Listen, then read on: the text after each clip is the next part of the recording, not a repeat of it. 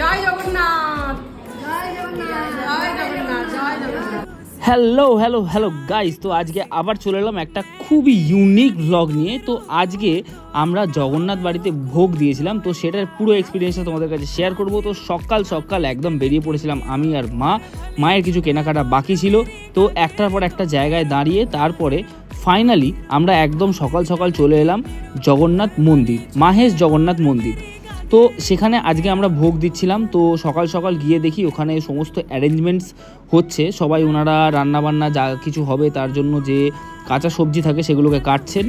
আর মা যেহেতু সকালবেলা ঠাকুরকে ব্রেকফাস্ট দিতে হয়, তো ওই জন্য মা অনেক ধরনের ফল টল নিয়ে গেছিলো, তো সেগুলোকে কেটে মা জগন্নাথ দেবকে প্রদান করলেন। তো প্রথমবার এরকম হয়েছে যে আমি এত কাছ থেকে জগন্নাথ দেবকে দেখলাম।